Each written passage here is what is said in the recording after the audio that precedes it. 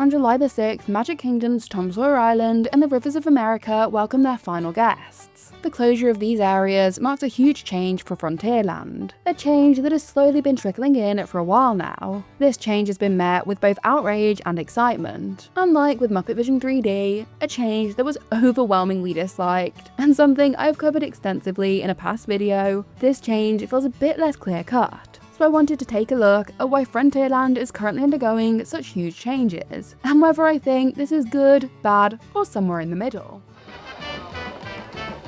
Howdy, folks. I'm glad you all could be with us here in Frontierland. Now, we got a real rootin', tootin', shootin' show, and I've got my table reserved for you. So, right over that away and through those little bitty old doors and tell them Walt sent you.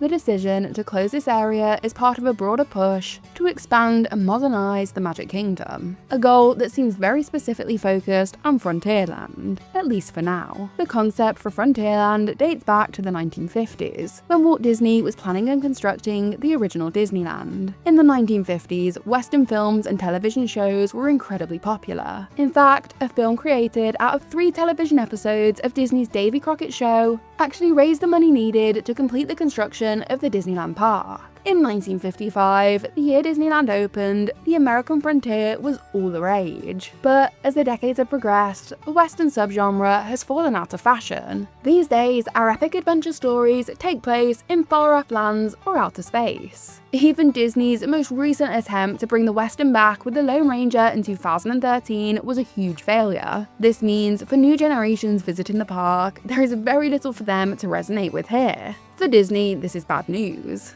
Cowboy and cowgirl garb used to fly off the shelves in Frontierland, but unless it's Woody and Jessie, kids aren't as interested these days. When Disney sees a struggling area, or a perfectly well-functioning area for that matter, they have one solution these days: bring in IP. Which is exactly what's happening in Frontierland. In fact, 2 instances of this have already occurred. Splash Mountain, an attraction based on an IP Disney wanted nothing to do with anymore, has been transformed into Tiana's Bayou Adventure, a brand new princess attraction with a pretty extensive line of merchandise to go with it. Then there's the Country Bear Jamboree. Gone are the country songs of the past, and in their place are some hit Disney tunes. An unpopular change for hardcore Country Bear fans like myself, but a very popular decision with the general public. And look, I get it. Of course children are going to enjoy this show more now they can sing along to all their favourite Disney classics. In line with all this, Disney plans to replace Tom Sawyer Island and the Rivers of America with a land called Piston Peak National Park,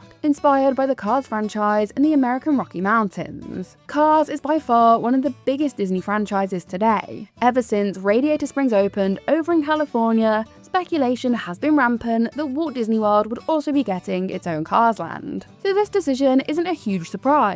In all honesty, I'm not mad at this decision. I can't pretend that Tom Sawyer Island was my favourite place in the park, but it was unique, which is where I think the real potential issues with this change come in. Tom Sawyer Island has been a part of the Magic Kingdom since 1973, offering guests a unique, unplugged experience. Unlike most Disney attractions, the island encouraged freeform play, with winding caves, wooden bridges, and hidden corners like Fort Langhorne and Harper's Mill. There were no lines or scheduled showtimes, just the joy of discovery. The surrounding Rivers of America added to this atmosphere of tranquil frontier life, ferrying guests along the scenic waterway aboard the Liberty Belle, a steam-powered riverboat that captured the charm of the 19th century river travel. Together, these elements created a peaceful, immersive corner of the park. Tom Sawyer Island was a rare opportunity for unstructured play, or quiet reflection in a park increasingly dominated by long queues. In another video, I explored why water is such a vital element in theme park design, and the recent news about the potential removal of the Rivers of America at Magic Kingdom brought that point back into focus. While I'm not especially attached to the attraction's closing, I will miss the calm atmosphere the water brought to a park that can otherwise feel quite overwhelming.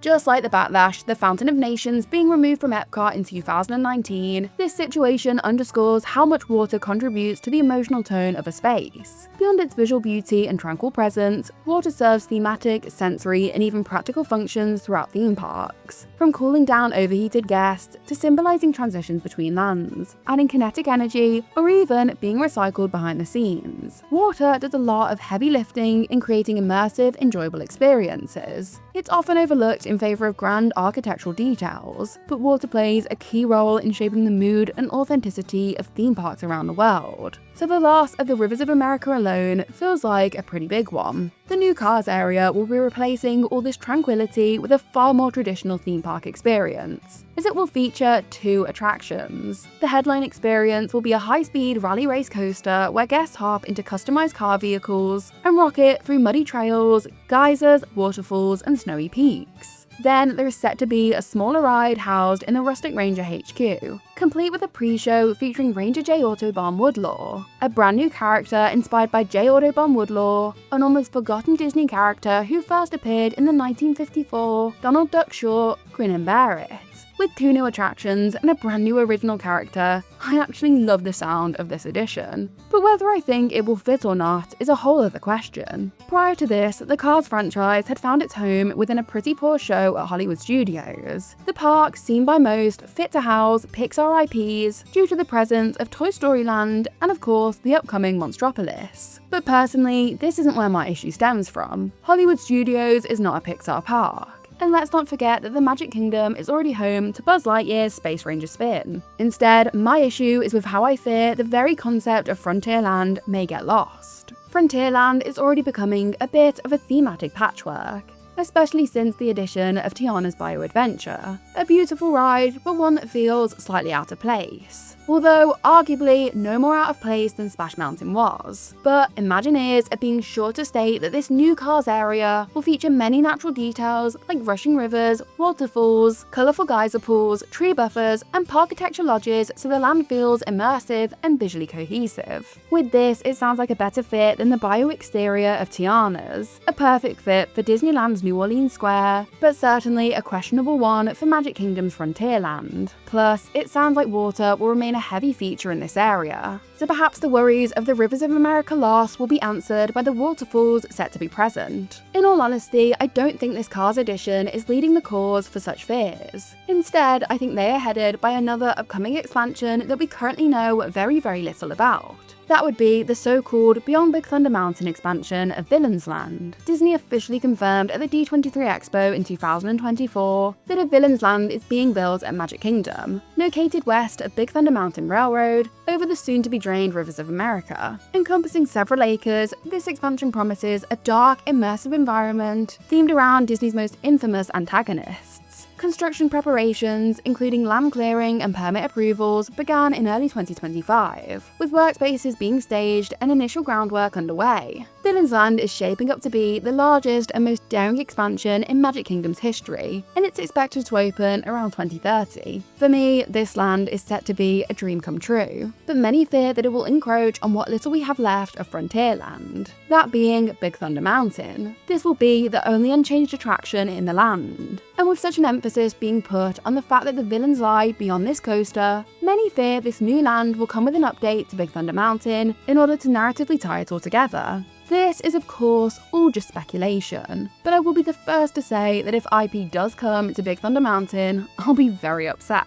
Even without this, it is sad to see a once entirely original concept become littered with various IPs. Although let's not forget that Tom Sawyer is of course itself an IP. But yes, an IP a far better fit for the American frontier than Cars. The transformation of Tom Sawyer Island and the Rivers of America is admittedly a huge shift. And whilst I might be a fan of gaining 2 rides in place of a boat and a walkabout area, I am fearful of how this will affect the thematic integrity of Frontierland. The final thing I have to note is the nature of the IP that was Tom Sawyer, a character of course found within the work of American author Mark Twain. Mark Twain was one of Walt Disney's personal heroes, and the two had a surprising amount in common, from their Missouri roots to their military ties and deep love of storytelling. Walt especially connected with the spirit of Twain's small town tales, particularly of course the adventures of Tom Sawyer and Huckleberry Finn. It was Walt's idea to create Tom Sawyer Island, and he personally designed the original one at Disneyland. He also insisted on populating Disneyland's Rivers of America with grand steamboats, including the iconic Mark Twain riverboat.